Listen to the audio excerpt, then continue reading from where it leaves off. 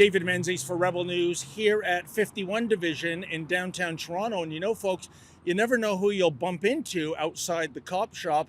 I was here for our ongoing coverage of Jay Bannister of Mad Lab Press. And who should I bump into but Turk of Canada Cop Watch.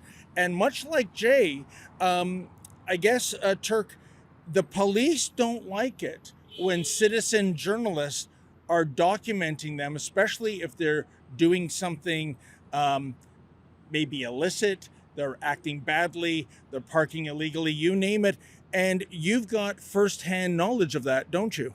Yes, sir. A couple different occasions I've been arrested by Toronto police for doing nothing more than filming them. First time I put in an OIPRD complaint on an officer from 52 Division, and the detective who was assigned to investigate it turned around and put out a warrant for me.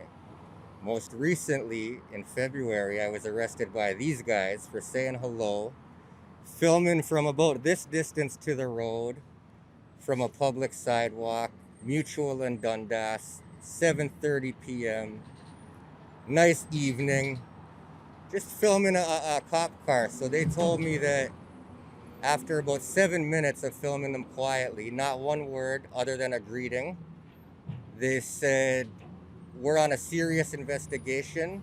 Leave now or be arrested." So I invited them to come arrest me. Within 20 seconds, I was in handcuffs. We're taking part in an investigation that's really serious. Okay. And if you don't leave right now, you're going to be arrested for obstruction. Arrest me right now. Yeah, I'm on a public sidewalk. Get your stupid ass out the car and come arrest me. Come arrest me. Fuck, I'm on a public sidewalk. I'd like to see this.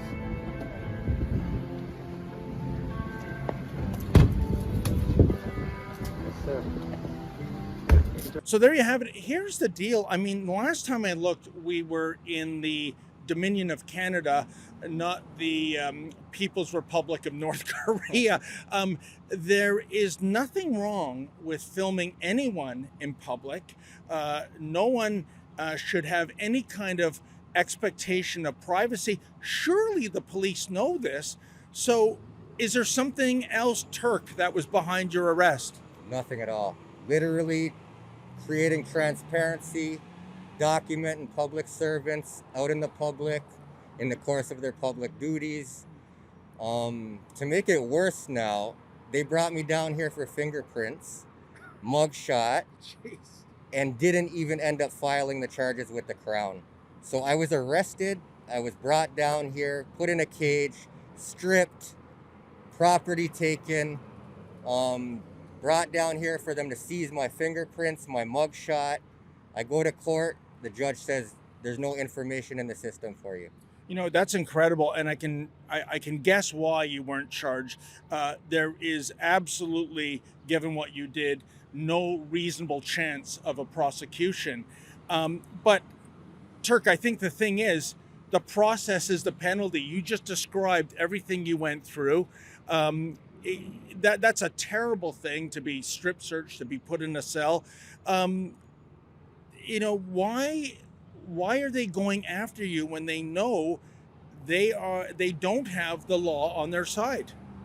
The way I see it is there has to be something to worry about, because any officer or public official that's doing their job properly, they shouldn't have anything to hide. They should be actually proud of it.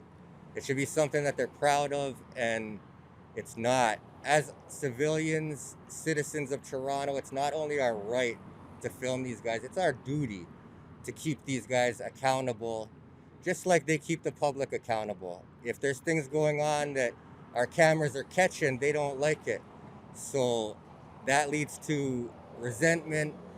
They've already tried the intimidation. They know the intimidation, they failed with it. I'm not going anywhere. I'm gonna keep filming the police. And now it's become penalties and inconveniences and just trying to make my life difficult for the fact that we want to show the people what's really happening out here with our police service. And you know, Turk, what I find perversely ironic is that an increasing number of police officers, not just with the Toronto service, but all police services, they're wearing body cams. And from all the studies I've read about cops wearing body cams, it's win-win.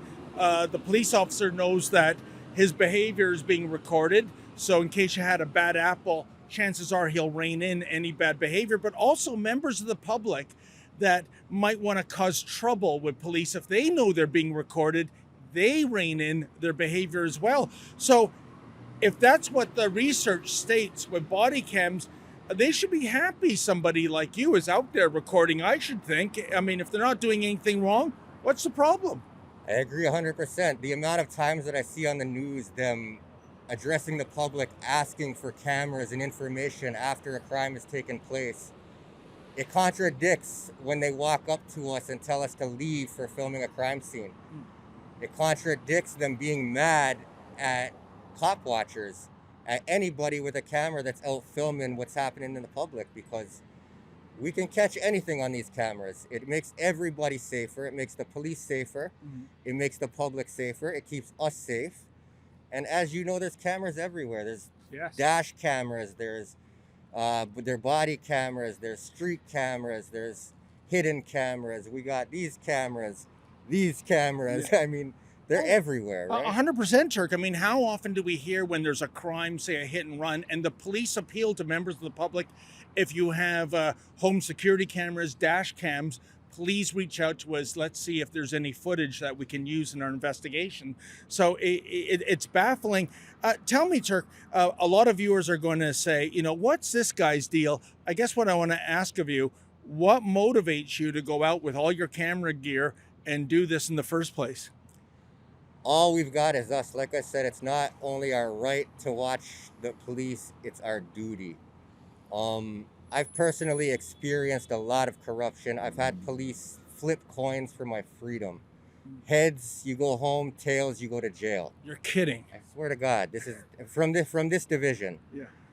51. This happened at River and Oak Street. It was many years ago, but it doesn't erase the fact that they flipped a coin for my freedom, right? I've seen the amount of people that I see them bother out in the streets. The homeless people, I see them ticketing for panhandling, passing a ticket to somebody with no shoes that has zero chance of paying it. It's all for stats, and these kind of things I think the public deserves to see, right? And you mentioned off camera, you've some nice elaborate camera equipment, and sometimes you attach it to your scooter, and you've received $150 fines. But I mean, you can see scooters and e-bikes breaking all kinds of traffic laws in Toronto. Nothing happens. Again, are they selectively targeting you? 100%. The video that we're about to watch, you see him come up. As soon as I let him know I'm Canada Cop Watch, he takes off his jacket and his hands go to his handcuffs. Within 2 seconds, I'm being threatened with arrest. This is for riding a non-e-scooter. It's a kick scooter. The only electricity is my feet. They're banned from riding on the road. The only place you're allowed to ride it is on the sidewalk. And I got ticketed, threatened with arrest, threatened with violence. I went home and checked out the law, and the cop was completely wrong. Not only that, he spelled the word reckless wrong. He spelled reckless with an R. Okay. So I basically got charged with not causing a wreck. Yeah. I got a $115 fine for not causing a wreck on a public sidewalk. So, well, Turk, this is very disturbing. Good luck with your citizen journalism. And you know, folks, like I've always said, regardless even what happened to me last year, I was arrested and charged 5 times for just practicing journalism in the public square. But we do back the blue. Without the police, we have chaos. We have the law of the jungle. We have anarchy. But there are bad cops out there. And I think when it comes to the brass, don't mollycoddle the bad apples. Get them out of the force. We need a proper and professional police force. And that means enforcing the law against those who are truly the bad guys, not citizen journalists like Turk and Jay Bannister. For Rebel News, I'm David the Menzies. Hey folks, we know you love it when Rebel News brings you the other side of the story, but the fact is we need your help. Unlike the mainstream media trained seals, we don't get a nickel's worth of government funding, nor would we accept it if ever offered. So please, can you do me a favor? Can you go to rebelfieldreports.com? That's rebelfieldreports.com. And if you're able to, kindly make a donation.